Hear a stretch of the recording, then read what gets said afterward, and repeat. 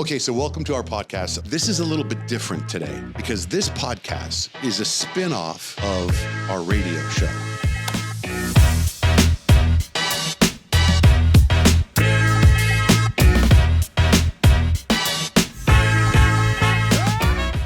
I got to say, I'm really intimidated by this interview. I say that because I do a radio show. I've done a radio show for 30 years, and this podcast is kind of a part of that radio show. But with the radio show, I talk to musicians and actors and actresses. You know, you're like a real person. I don't know. Actors are pretty real. Yeah, but if I make a mistake talking to an actor or something like that, it's just a human mistake. If I make a mistake talking to you, I didn't do my research. You know what I mean? We'll forgive you if you make any mistakes. Okay, good. So let me start off with this. I know you're getting the Presidential Medal of Freedom, or you did get that, or you are getting that? All above. All of the above. So you got it before and you're getting it again? Yes. So you can get it more than once. There have been two other people who've gotten it more than once. Who's that? One was Colin Powell, and one was a diplomat from way back. Name evades me at this. Bunker was his last name. Ellsworth. Oh. Archie. Are you getting yours tonight at the State of the Union thing, or somewhere? When do they give it to you? No, it'll probably be in June, late spring. Oh, late June. You know, so I'm curious. I mean, I know.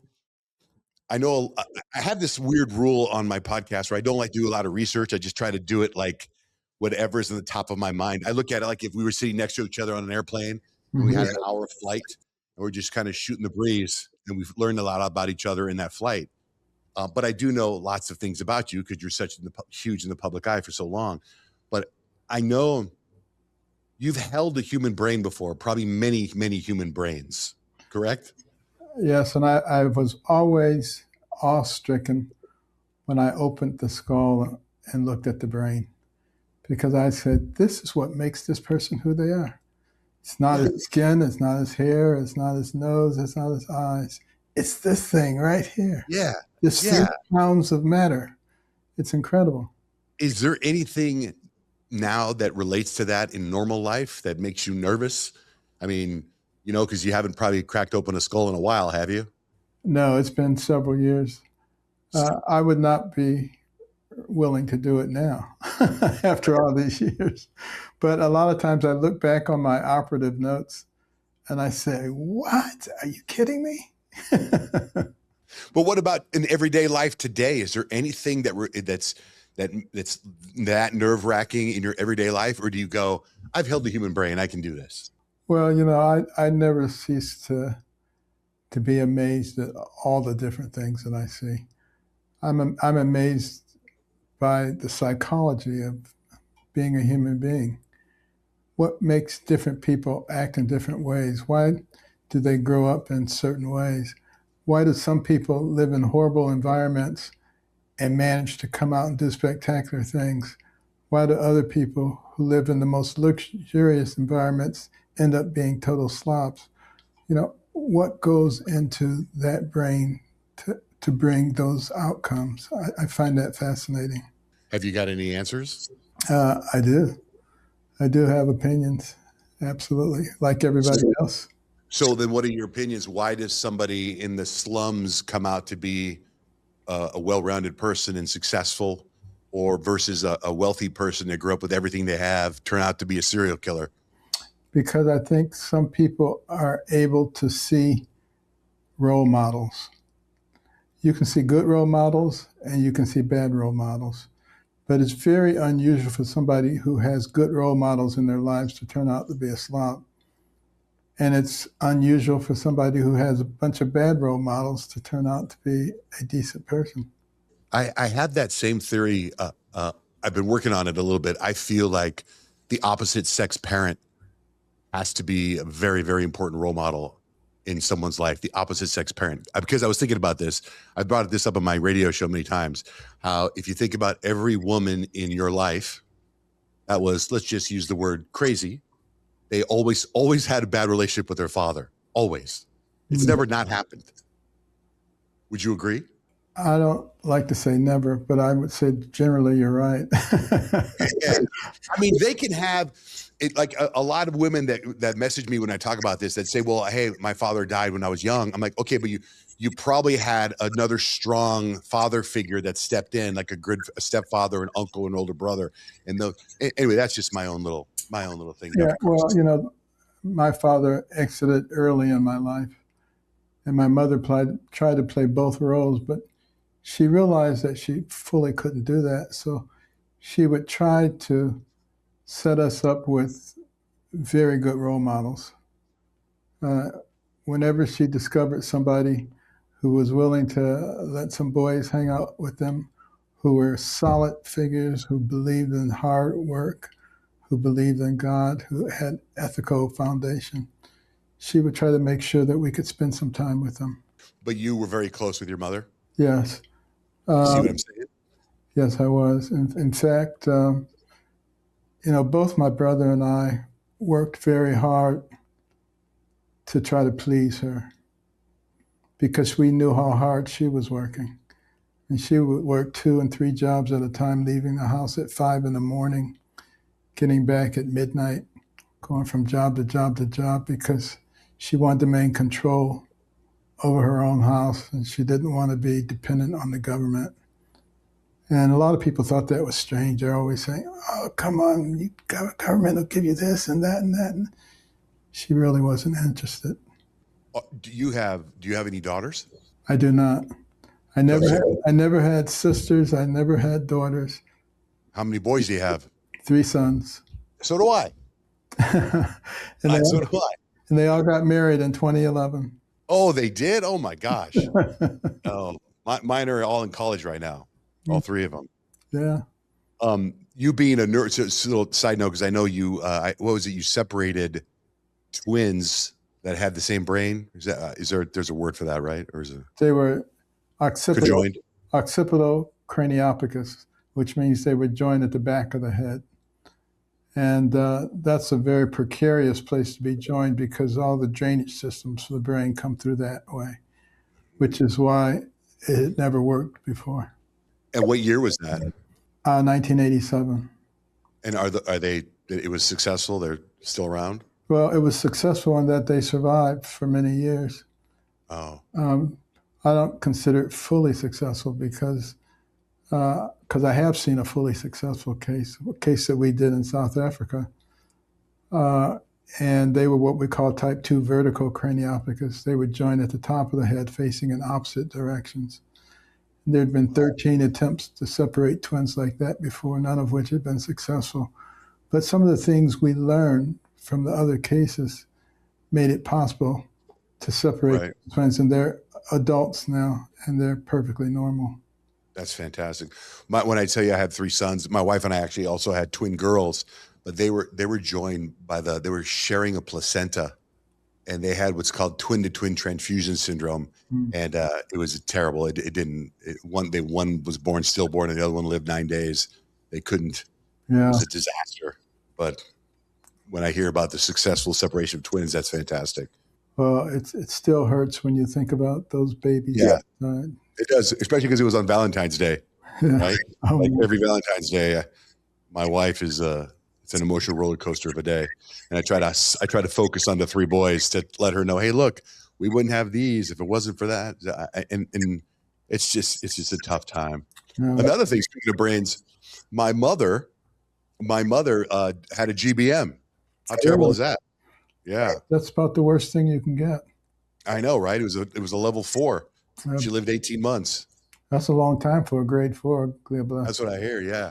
And that was in 2011. And then I now hear all these things. I mean, there's still 18 months is still a long time, but there's all these trials and I saw this thing on TikTok that was like nicotine gets rid of GBMs. I mean, that can't be true, right? No, that's not true. But I think we will eventually have a solution. It probably will not be a surgical solution. It will probably depend on the immune system I'm sorry. being able to detect and destroy at an early stage. I found this clinic in Cancun, Mexico. It's called Immunoscene is the name of the clinic. And I guess they can do a lot of stuff there they can't do here. And I interviewed one of the doctors, and they tell me if this makes sense if I'm saying it right, but they can come up with a vaccine specifically for that human being that has cancer for their tumor, and they inject the tumor with whatever, and there's like an 80% success rate.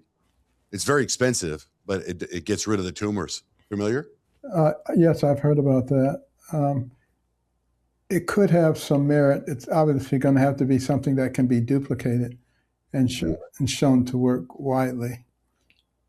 So I'm always a little skeptical Yeah. when people say they have these great cures for things, because if they was all that great, it would really get out there pretty quickly. Yeah. True. What's your take right now? I think one of the biggest things I saw this thing about status symbols now in life are, it used to be Ferraris and it used to be floor seats to a Lakers game, but now they're saying it's longevity.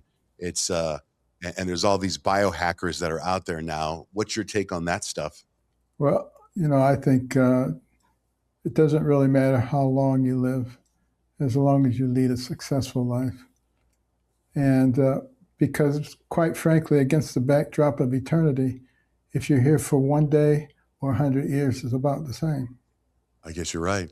But while you're here on this planet, so you can live a healthier life, is there anything you recommend? I saw this guy. What do you got? Well, as you know, the current administration has been working very hard on the food pyramid. Yeah. And on the dietary guidelines. And it makes a huge difference. We have all these things going on in our country, massive increase in autism, ADHD, a whole bunch of chronic illnesses, diabetes, much more so than people have in other developed countries. And the one thing that we're finding that we allow that they don't allow is a lot of highly processed foods.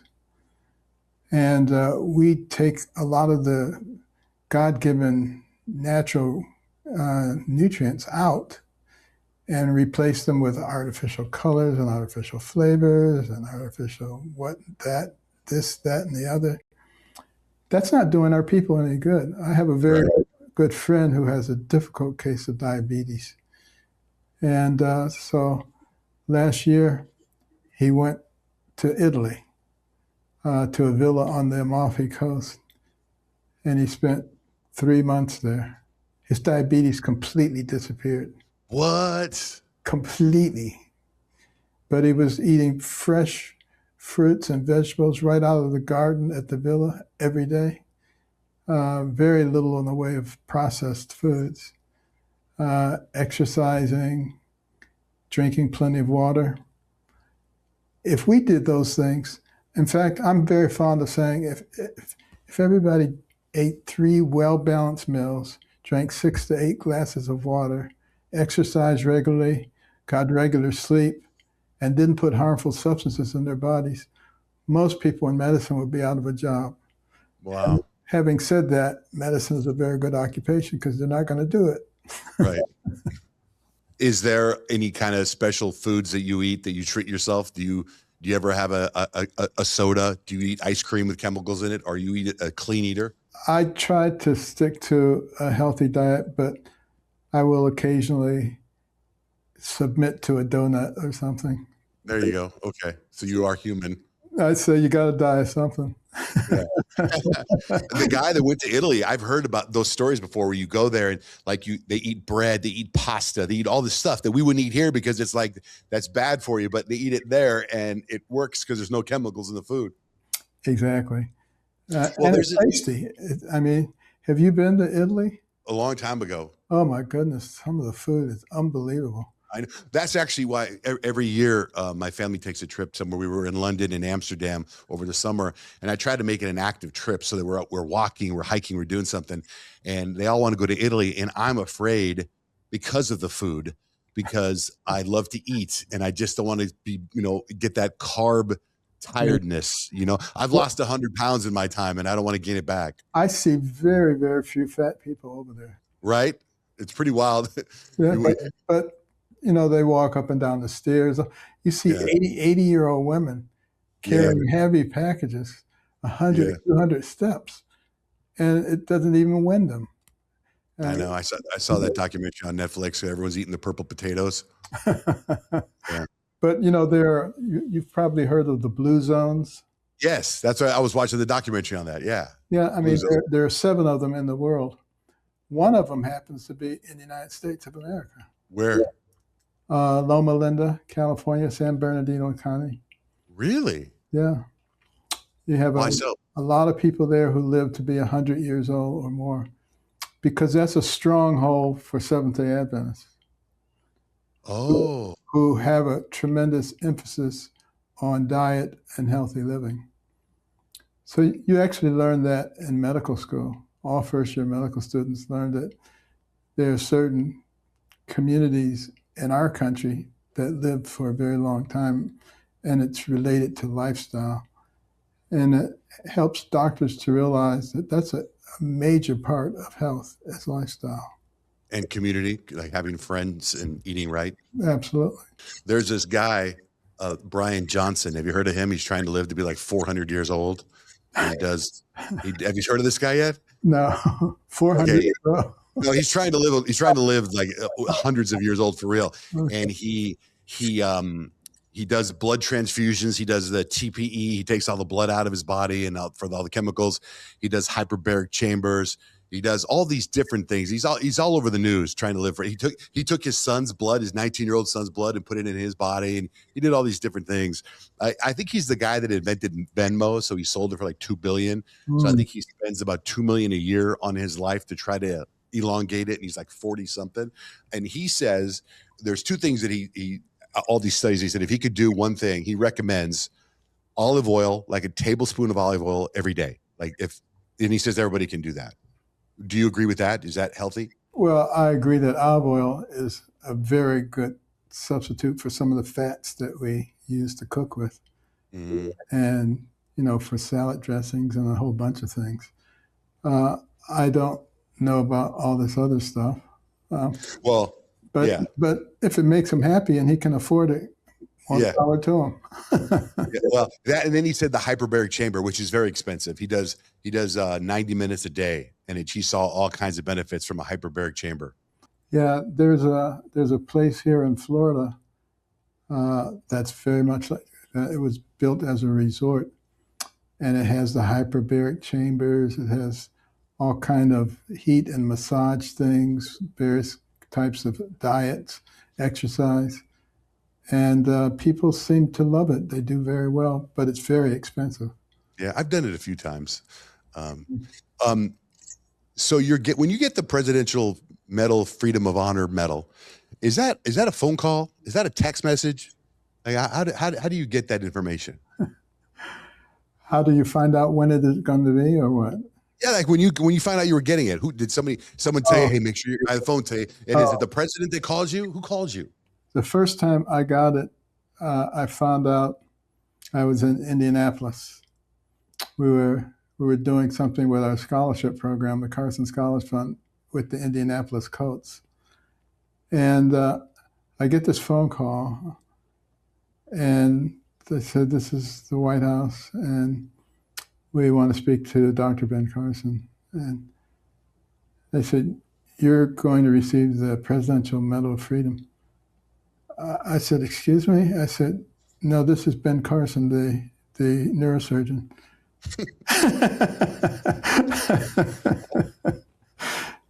I said, you sure you got the right person? But they were sure. Well, a very good friend of mine who is a physician had gotten it the year before. That was Francis Collins.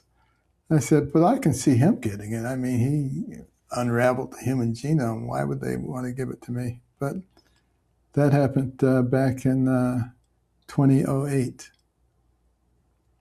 And then for this one, I found out along with everybody else, President Trump was giving a speech. And he said, you know you're getting the Presidential Medal of Freedom. Wow. Do you just do with the president? Do you guys text? We talk from time to time in text also. But like, if you had to call him, you just call him from your cell phone and he picks up, or is it? Yeah. Do people intercept it? No, he's very responsive, but a lot of times he'll call you back at 11:30 or 12 at night. Say, "Are you awake?" Well, and do you have like? Is he in your phone as President Donald Trump or just No, Donald Trump? no, I have it coded in case somebody finds my phone. Do you really? That's wild. Is it? Oh, so you give him like a name like Bernie or something? So, Or something, yeah. well, you don't have to tell me the name, but you can say, is it a person's name that's not him? Yes. That's wild. See that's a good story. To know how you have the president of the United States on his phone. That's great. Wow. So you're also, I saw you're playing yourself in a movie. I made a cameo appearance. Are you talking about Stuck on You, or are you talking about Gifted Hands? No, I'm talking about the 250 year anniversary. It's like I think it's a. Oh, that's coming up. Oh, That's yeah, Star Spangled Adventures to that's it. That's it. Stars Spangled celebrate Adventure. the Yeah. 250th anniversary of our founding. Wait a second. You're on Stuck in You? Stuck on You? That movie? Yeah, with Greg Kinnear and Matt Damon. Yeah, yeah. They were conjoined twins. They were conjoined twins. And I was kind of taken aback when I got the call. Would you appear in a movie about Siamese twins being a doctor who separates them? I said, wait a minute. I said, I usually don't do things like that. I said, where are they joined? And they said, at the liver. I said, I'm a neurosurgeon. We deal with the brain. They said, that's okay. And I said, well, what's the storyline? They said, there's two brothers stuck together. I said, are they identical twins? They said, no. I said, Siamese twins can only be identical twins. And I'm a pediatric neurosurgeon. They said, that's okay. I said, let me read the script. I read the script. It was pretty funny. And I said, I will do it if you will have the premiere in Baltimore and we can use it as a fundraiser for our charities. Wow. And Matt Damon and Greg Kinnear and some of the others came to the fundraiser, and we raised over $500,000. That's fantastic. Yeah, it was cool. Yeah, you don't really hear that kind of stuff. That's great. That's a great story. You know, when I was telling you, I don't really like to do a lot of research, right? And I'm very nervous about talking to you. But I guess the people that helped schedule this texted the people on my side versus your side, and they said they called you DBC, right? Have you ever heard that before? DBC. Yes, yes. And when I was DBC, I was like, oh, and I said to myself, I go, Dr. Ben Carson. You're And I smart. was like, oh, right. But wait, but then I go, you ever remember The Fugitive with Harrison Ford? Do you ever see that movie? Yes. I remember that when Tommy Lee Jones is like, all right, we're looking for a fugitive. And his name is this, this, and this. His name is Dr. Richard Kimball. And I just heard Dr. Ben Carson in my head. And I was like, coming here, I'm shaving, coming here, and I'm going, Dr. Ben Carson. And then I went, DBC. And it reminded me of Obi-Wan Kenobi. Obi-Wan. Ben Carson. Well, Dr. Ben Carson. Obi-Wan. Anyway, so. My wife has a great sense of humor, and sometimes she's calling me or somebody's calling me and I don't hear them. And she says, Dr. Carson. Oh, he heard that. But she always used to tease me about the babies because I could never hear the babies crying at nighttime. It would never wake me up. But the beeper, boom, instant wake up. The dad can sleep through the babies. I remember those times. Well, I'm grateful that you took the time to sit down and talk to me, Dr. Carson. I'm very nervous still. But a couple quick more questions. Is there something that we do every day, that Americans do every day without knowing it, that is something that's really bad for the brain? Outside of like smoking or something? Is there something simple that we do every day? Yeah, not get enough sleep. Ugh. The brain needs sleep. It needs those times. Even dreaming is revitalizing. and allowing a lot of conflicts to work themselves out without you even knowing it. Is there a minimum amount of hours you think we need? Well, there are people like Trump who never sleep, Right. and other people who, as soon as they sit down, they're asleep. Um, Yeah. but But like I wear the a Whoop to monitor everything. I wear an Oura Ring at night. I got that Sleep 8 mattress. So I do a radio morning show. hmm, Right. So for 30 years, I've been getting about 4.5 hours sleep. And in the last 2 years, I've been really focusing on my sleep. And I've got myself up to 7 hours now. that's good. Do you think 7 is good? 6 is Seven, good? 8, or 9 is good. Do you monitor your sleep? Um, I try to keep. I try to go to bed early enough so that I can get the requisite amount of sleep. Do you go to bed at 10? Do you go to bed before that? It depends on when I have to get up the next morning. Are there any TV shows that you must watch? No TV shows that I must watch, but my wife and I sometimes look at Family Feud. Family Feud? It's so funny. I mean, you tell me you don't get on Netflix and watch a serial killer documentary or watch one of those shows that are just popular on Amazon Prime or something? It's pretty hard to keep me awake with a movie. What about books? Are you reading any non-medical books? Well, we always end the day reading from the Bible. Oh, I start the day reading from the Bible. I start the day with it too. Oh, Started. okay, you win. It gives me a lot of confidence and a lot of strength, particularly the book of Proverbs. I started reading that when I was a teenager, after I had almost stabbed someone. And I locked myself in the bathroom and I started thinking about my life. I had turned things around academically. I'd gone from a horrible student to a straight A student. But I realized I would never realize my dream of becoming a doctor with the temper that I had. And I just prayed that God would take it from me. And there was a Bible there. I picked it up, opened to the book of Proverbs, and there are all these verses about anger and the trouble that it gets you into. But there are also verses about people who can control themselves, how a man who can control his temper is greater than a man who can conquer a city.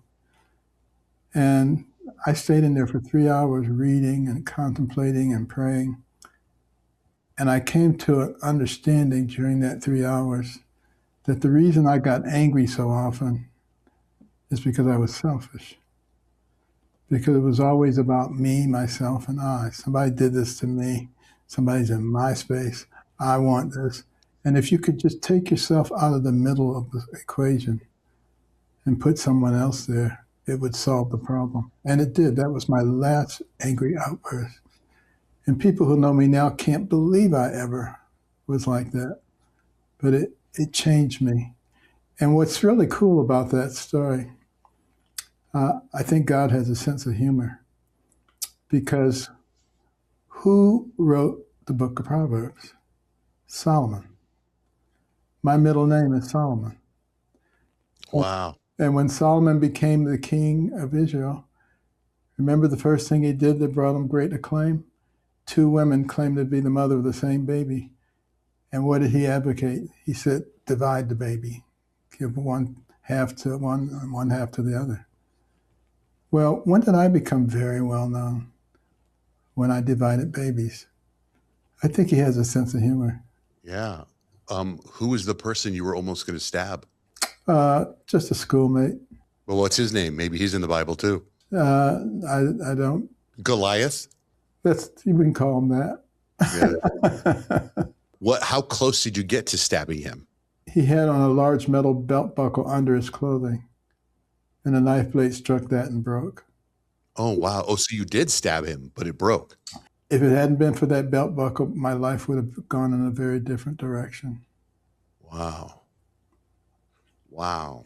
But here's what's also cool. I'd say there are all these little God winks in your life. I believe it. Because he took the knife from an angry teenager, meant to take lives, and replaced it with a scalpel meant to save lives. Man, you are hitting me with some big stuff today, Dr. Carson. That's amazing. That's beautiful. Is this, do you have this all in your books? It's in various of my books, yes. So for you now, whenever you don't have any other outlet for anger, it's not boxing, it's not running, it's not lifting weights. Like, is that also an outlet for anger? It's very hard to make me angry. Really? I just let it roll off my back. Having three boys, there was never a point where they took you to a level of anger? Very, very few situations where that happened. Tell me a story. Probably the one who could get under my skin the most if she wanted to is my wife. Your wife? What was the last time you guys got into a fight? What was it about? We've been married for 50 years, and it's been a very long time, many, many years. I've been married 30, and we just got into a fight the other day because she made a calendar appointment on her phone, and she got the date wrong and the time wrong and got mad at me. That sounds like fun. It's a fun activity. So wait, being a dad of three boys, you got to have a story about your boys. It's something that had they snuck. My youngest, we found out at 16 he was going out the doggy door and going to a girl's house. We had to track him down. Got to have a story like that. Well, we got a lot of stories, but my middle son actually in elementary school was a loan shark, and we didn't know that. He would make friends with all the big bad guys, and then he would loan people money, and they would have to pay it back. That's crazy. But he has always been very facile with money. And once he was doing an interview in a magazine, they said, "How did you get so good with money?" And he said, "Because my parents would never give me any." Now, it's not true that we didn't give them an allowance, but they had to earn it. We didn't just give them stuff, because I was very afraid that they would be spoiled. Mm-hmm. And both my wife and I grew up poor, and our kids grew up just the opposite. And we didn't want to take the chance of them becoming spoiled little rotten kids. Right. So we did everything we could to avoid that. But that son has become extremely successful financially, and he has 3 kids of his own now. What line of work is he in? Mergers and acquisitions. Wow. Yeah. What a story. What a success story. How about the oldest? I worry about all 3 of my boys because they're all in college right now, and I don't know what they're going to do. It kind of freaks me out a little bit. Yeah. Did all 3 of your boys go down a good path? They all did. The oldest became an engineer, and then more recently switched to IT. And the youngest one is an accountant. Wow. Do they work with you at all ever? Like, does he do your books?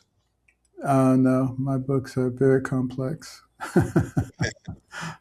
And, my accountant has been with me for 30 plus years. What's your day like? Do you get up in the morning and go for a walk? Do you have breakfast? Do you fast? Do you drink coffee? No, I don't drink coffee because, as a neurosurgeon, I did a lot of work under the microscope. And the little tremors that caffeine causes are magnified significantly under the microscope. And I just got used to not drinking it. So after I stopped operating, I still don't drink. But I do get up and exercise every morning. I can't tell you how terrible that is for me because I just started drinking coffee like 2 years ago because my doctor was like, this will help you fast and curb your appetite. So I drink 2 cups of coffee in the morning at 6 a.m. and I don't eat till 1. I fast all day. So now I would thought for sure you're going to go, coffee's great for your brain. Now you're just totally throw up. Now I'm going to gain 100 pounds again. I'm sure you can exercise the weight off. People are always saying, well, I don't eat that much, but I just keep gaining weight. And they say, I got a gland problem. Mm-hmm. I say, yeah, you got a gland problem. It's a salivary gland. Because you cannot gain weight if you burn more calories than you take in. You're right. You're right. There's this getting back to the longevity thing. I had the opportunity a couple of years ago to do one of those full body MRIs. Have you heard about those things that Yes. would check yourself? And I always, my sister would be like, if you go to these things, they're going to find something, right? But my dad died of a heart attack at 66 years old. So I wanted to make sure that I was around for my 3 kids. So I wanted to do everything. And he was in great shape. So I got this full body MRI. Everything was fine, except they find out I have this thing of these veins right here. What's it? You know, it's called something. Arterial venous malformation. Yes. And they say I could have had it my whole life, or I could have just got it. But it could just make you go like that, right? Like it's bad. Yeah. Now you're going to worry yourself to death about it. Exactly. Right. So since we're like Zooming, it's like telemed. You can give me some advice. How serious is that on my head? Is it bad? Well, usually what they will do is do serial scans to make sure it's not changing, make sure it's not growing. Yeah, every year I have to go get a scan. Yeah, if it's changing, then you have to start talking about maybe doing something about it. But if it's staying exactly the same or even shrinking, you don't have to worry too much about it. But there are certain activities that you would want to stay away from. Like raising your blood pressure, things that raise your blood pressure. Okay.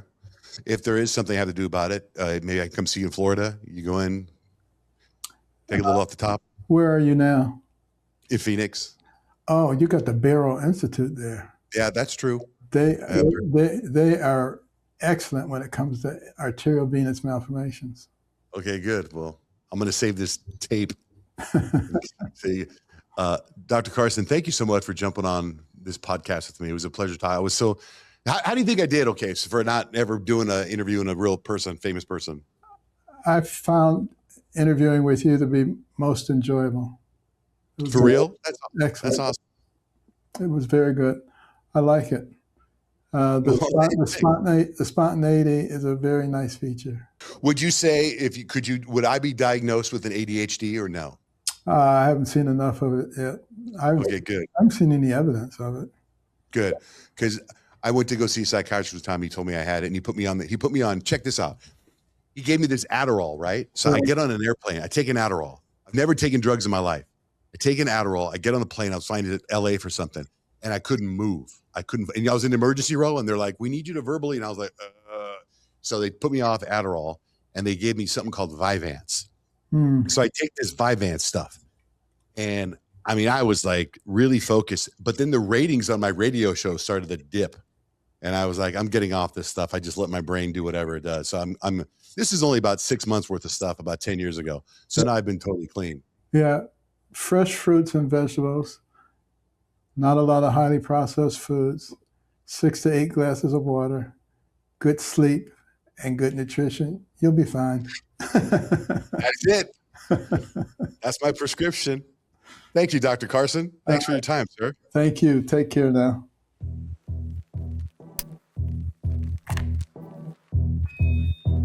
Okay, so welcome to our podcast. This is a little bit different today because this podcast is a spin-off of our radio show.